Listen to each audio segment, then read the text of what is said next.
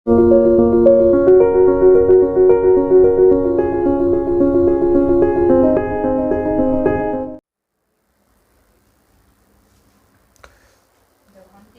Hind. UP PCS 2022 की जो series है उसके लिए हम लोग करंट अफेयर की नेक्स्ट वीडियो लेकर आए हैं। इनमें सारे इम्पोर्टेंट करंट अफेयर की वीडियोस हैं आप लोगों के लिए। एक छोटे से वीडियो में लगभग 15-17 मिनट का जो भी वीडियो होगा उसमें पूरा का पूरा मोस्ट इम्पोर्टेंट इन्फॉर्मेशन की सीरीज़ है।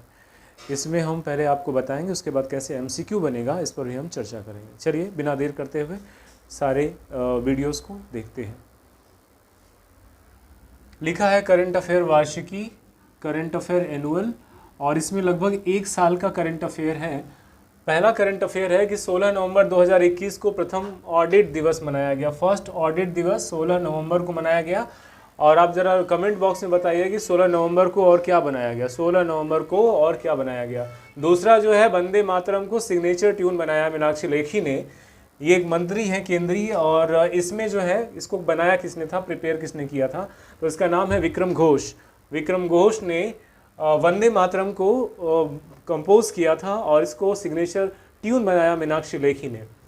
हर घर जल योजना का 100वां जिला कौन सा था, तो हर घर जल योजना ये एनडीए सरकार के दूसरे रिजीम में शुरू हुई है, जिसके द्वारा नल के द्वारा हर घर को पानी पहुंचाने की व्यवस्था की गई थी। और संभवतः जो हिमालयन स्टेट है वहाँ पर सबसे पहले ये पहुँचा था। और इसका 100वां जो गांव बना वो चंबा है। बताइएगा चंबा हिमाचल प्रदेश में है कि उत्तराखंड में है।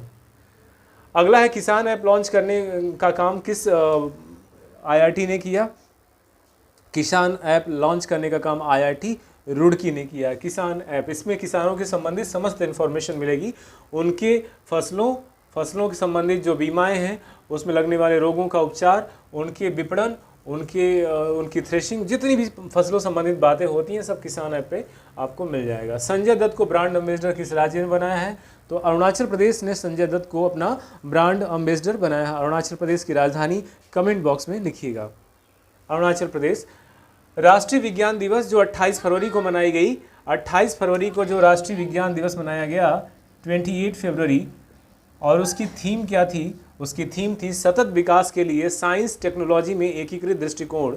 ठीक है, एकीकृत दृष्टिकोण मतलब integrated approach of sustain development and science and technology. ये राष्ट्रीय विज्ञान दिवस जो 28 फरवरी को मनाया गया उसकी थीम थी। झांसी का कौन सा बांध वर्ल्ड हेरिटेज इरिगेशन स्ट्रक्चर में शामिल किया गया है, तो ये सुकवा डुकवा बांध है। झांसी का सुकवा डुकवा बांध जो है वो वर्ल्ड हेरिटेज स्ट्रक्चर में शामिल किया गया है। जस्टिस फॉर जज, ये रंजन गोगोई की अपनी आत्मकथा है। रंजन गोगोई भारत के एक्स सीजेआई है, और उन्होंने जजों को लेकर के जो उनको न्याय कौन दिलाएगा इस मुद्दे पर एक किताब लिखी है जिसका नाम है जस्टिस फॉर जजेज। किस राज्य ने ब्रिटिश काउंसिल से त्रिवर्षीय समझौता किया है, तो ये बना हुआ 29वां राज्य है तेलंगाना, जो हैदराबाद से कट करके 2 जून 2014 को अलग हुआ था। होप एक्सप्रेस जो है वो किसके लिए चलाई जा रही, तो एक कैंसर के रोगियों के लिए होप एक्सप्रेस चलाई जा रही है। और इसका संबंध किस राष्ट्र से है बच्चों, किस राज्य से है, तो ये महाराष्ट्र से है। लाल सलाम, अगला है लाल सलाम चर्चित पुस्तक जो है वो पुस्तक चर्चित रही, वो किस केंद्रीय मंत्री द्वारा लिखी गई, तो ये पहले जो है मानव संसाधन मंत्री थी, बाद में कपड़ा मंत्रालय, और इनका नाम है स्मृति ईरानी, और इनकी पुस्तक का नाम है लाल सलाम। और लाल सलाम का संबंध नक्सलाइट मूवमेंट से है। नक्सलाइट मूवमेंट जो भारत के तमाम वन राज्यों में फैले हुए हैं, और रह कि ये भारत के अर्धसैनिक बलों और सरकारी सुरक्षा मिशनरियों को चेतावनी देते रहते हैं। उनके लिए ये एक तरह से सुरक्षा के लिहाज से खतरा भी बनते रहे हैं। इनको बोलते हैं नक्सलाइट। शुरू में नक्सलवाड़ी एक अच्छे कॉज के लिए शुरू माना जा सकता है, लेकिन नक्सलाइट मूवमेंट आज जो है ये कमोवेश टेररिस्ट एक्टिविटी में कन्वर्ट हो गया है। और ये पुस्तक है स्मृति ईरानी का। कोस्टल गार्ड शोर पेट्रोल का 5वां जो संस्करण था उसमें कौन सा शिप इसको समर्पित किया गया है, आईसीजीएस कोस्टल गार्ड, आईसीजीएस मतलब, ठीक है, और इसका नाम है आईसीजीएस सक्षम। आईसीजीएस सक्षम जो है ये समर्पित किया गया है। आ जाते हैं इस वाले सेगमेंट में। इस वाले जो वीडियो है इसमें ज़्यादातर जो पॉइंट बनाए गए हैं वो तमाम पॉइंट में से छाट करके जो मोस्ट क्रीमी पॉइंट हैं आपके लिए वो बनाए गए हैं। तो अगर आप यूपी पीसीएस प्री दे रहे हैं 2022 का, या लेखपाल दे रहे हैं राजस्व लेखपाल 2021 का, या फिर आप जो है नई पुलिस वैकेंसी की तैयारी कर रहे हैं, तो इन चीज़ों को एकदम घोल बना के पी जाइएगा, क्योंकि ये चीज़ें आपको जीएस में मार्जिन दिलाती हैं बाकी छात्रों से। आगे आते हैं 45वां अंतर्राष्ट्रीय पुस्तक मेले की थीम जो थी वो क्या है, मेले की थीम क्या थी, वो बांग्लादेश है। ठीक है। इसरो ने किस दूरसंचार उपग्रह को इनएक्टिव किया, उसकी सेवाएं पूरी हो गई, उसे नष्ट कर दिया, उसका नाम था इनसेट 4B। इनसेट 4B को इसरो ने नष्ट कर दिया।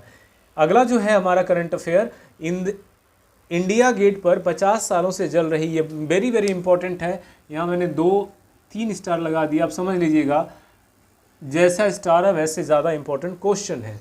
इंडिया गेट पर 50 सालों से जल रही अमर जवान ज्योति जो है उसको 21 जनवरी, the date is very much important, और मैं आपको ये दावे के साथ कह सकता हूँ कि ये डेट आने के पूरे चांसेस हैं। 21 जनवरी 2022 को इंडिया गेट पर, जनवरी में 21 तारीख को इंडिया गेट पर 50 सालों से जल रही अमर जवान ज्योति को किस में मर्ज कर दिया गया, नेशनल वॉर मेमोरियल ज्योति में मर्ज कर दिया गया।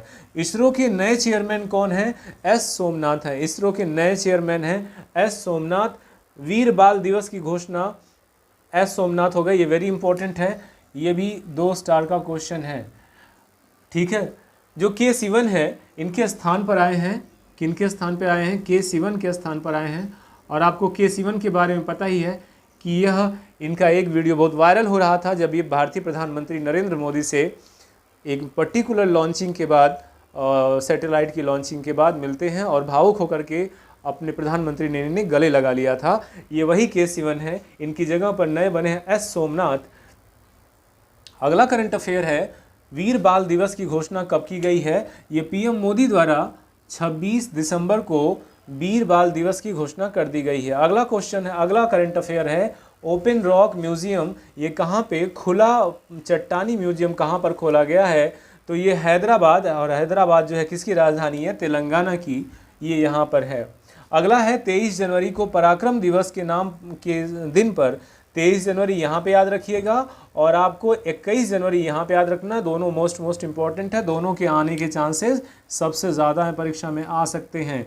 23 जनवरी पराक्रम दिवस के मौके पर होलोग्राम प्रतिमा का अनावरण किसने किया, और किसकी होलोग्राम प्रतिमा का अनावरण पीएम मोदी ने किया, और ये नाम है सुभाष चंद्र बोस, और इसका अनावरण पीएम मोदी द्वारा किया गया। अभी इसकी प्रतिमा डिज़ाइन हो रही है, लेकिन तब तक वहाँ के दर्शकों के लिए 3 डायमेंशनल पिक्चर वहाँ पे खड़ी दिखाई देगी। इससे पहले वहाँ पे अंग्रेज़ गवर्नर या किसी अधिकारी की फ़ोटो हुआ करती थी। 125वीं जयंती को याद रखिएगा। इस बार की जो 23 जनवरी थी ये सुभाष चंद्र बोस की 125वीं जयंती थी, ये भी इम्पोर्टेंट है। अगला है, भोपाल के हबीबगंज रेलवे स्टेशन का नाम क्या हो गया है, भोपाल के हबीबगंज रेलवे स्टेशन का नाम बदल करके रानी कमलापति रेलवे स्टेशन कर दिया गया है। हबीबगंज रेलवे स्टेशन का नाम बदल करके रानी कमलापति रेलवे स्टेशन कर दिया गया है। और ये जो रेलवे स्टेशन है ये भारत का वर्ल्ड लेवल का रेलवे स्टेशन है। इसका अगर आप गूगल में टाइप करके देखेंगे इंटीरियर, तो आपकी आंखें आश्चर्य से खुली की खुली रह जाएंगी, ये इतना एलिगेंट बन रहा है। और इसी के साथ में एक वैल्यू एड बनवा रहे हैं कि भारत का जो है सबसे बड़ा जो है एयरपोर्ट कहाँ पर बन रहा है, तो ये आपके नोएडा के पास जेवर में बन रहा है अंतर्राष्ट्रीय हवाई अड्डा। भोपाल के हबीबगंज में इसका नाम रानी कमलापति है। और ये गोंड साम्राज्य की, गोंड राजवंश की अंतिम रानी थी, गोंड राजवंश की अंतिम रानी थी, जिनका जो ये किन्नौर का एक किला है, ये किन्नौर का किला है भोपाल से 60 किलोमीटर दूर। वहाँ पर ये वाला जो है इनके नाम पे यहाँ पे रेलवे स्टेशन वर्ल्ड लेवल का बनाया जा रहा है। और आपको बता दें कि भोपाल में कमला रानी पार्क जो है वो इन्हीं के नाम से बना है। किस भारतीय ईसाई को संत की उपाधि दी गई, इनका नाम है देवा सहायम पिल्लई। किस भारतीय ईसाई को संत की देवा सहायम पिल्लई, मेरे ख्याल से ये तमिलनाडु के हैं, और इनको संत की उपाधि वेटिकन के पोप ने दिया है। दुनिया भर में जो ईसाई हैं उनको संत की उपाधि वही पोप देता है। ये भारत के पहले ऐसे संत हैं जिनको, प्योरेस्ट भारतीय हैं जिनको संत की उपाधि मिली गई है, और ये देता है वेटिकन। ठीक है, वेटिकन देता है 18वीं शताब्दी के। ठीक है, ये जो है वो संत रहे और इनका नाम है ये कन्याकुमारी के रहने वाले हैं। ठीक है, कन्याकुमारी के रहने वाले हैं। गिनीज बुक में दर्ज किया गया नाम जो है वो किसका है? राष्ट्रीय स्वच्छ गंगा मिशन का नाम Guinness book of the world record में दर्ज हो गया है। COP 26 जो ग्लासगो में आयोजित किया गया था, COP 26 जो है वो ग्लासगो में आयोजित किया गया था, और उसमें भारत ने अपने कार्बन को शून्य करने का टारगेट कब तक लिया है? तो 2070 तक भारत जो है अपने कार्बन इमिशन को शून्य करने का लक्ष्य निर्धारित किया है। कुछ देशों ने 2060 किया है, कुछ देशों ने 2030 किया है। खैर वो प्रैक्टिकली पॉसिबल कम है। क्रिएटिव सिटी नेटवर्क में दूसरी सबसे बड़ी भारत की क्रिएटिव सिटी है, उसे माना गया है किसको? श्रीनगर को। मेरे ख्याल से पहला गुजरात है। जरा देख करके कमेंट बॉक्स में लिखिएगा कि भारत की पहली क्रिएटिव सिटी कौन सी थी, और दूसरा तो श्योर है कि ये श्रीनगर है। ग्लोबल ड्रग्स पॉलिसी इंडेक्स में भारत की रैंक कितनी है? ग्लोबल ड्रग्स पॉलिसी इंडेक्स में भारत की रैंक 18वीं है। तो इस तरह से हमने कम से कम समय में ज़्यादा से ज़्यादा और बहुत उपयोगी, most important one liner fact file और उसका एक्सप्लेनेशन देखा करंट अफेयर का। और आपके लिए केवल PCS UP PCS के लिए केवल 30 दिन बचे हुए हैं। मैं यहाँ पे फिर लिख देता हूँ कि 30 दिन शेष हैं UP PCS के प्रीलिम्स के, और आपके पास समय कम है। अपने समय, बचे हुए समय का उपयोग करिएगा और उसे जल्दी से जल्दी कोर्स को कवर करने में उसका यूज़ करिएगा, ताकि आपका ये 2022 वाला UP PCS का प्रीलिम्स क्रैक हो सके। 30 दिन शेष बचे हैं, मैं यहाँ पे लिख दिया हूँ, और इस 30 दिनों में आपको अपनी प्लानिंग के हिसाब से चलना है। मेन सब्जेक्टिव बुक पढ़ना अब ना हो तो बंद कर दीजिएगा। UP पढ़िए, जनसंख्या पढ़िए, साथ में घटना चक्र के पिछले 15 सालों के पेपर लगाइए, और ये करंट अफेयर तो बिल्कुल परम आवश्यक है। अगर आप ऐसा करते हैं तो मैं श्योर हूँ, और CSET अगर आप थोड़ा बहुत पढ़ते होंगे तो मैं श्योर हूँ कि इस बार आपका प्रीलिम्स नहीं रुकने वाला है। ठीक है, आपको ये वीडियो कैसा लगा, और जैसा भी लगा हो उसके लिए आप लाइक, शेयर और सब्सक्राइब ज़रूर करिएगा, और कमेंट करना ना भूलिए। चलिए मिलते हैं अगले वीडियो में, तब तक के लिए जय हिंद।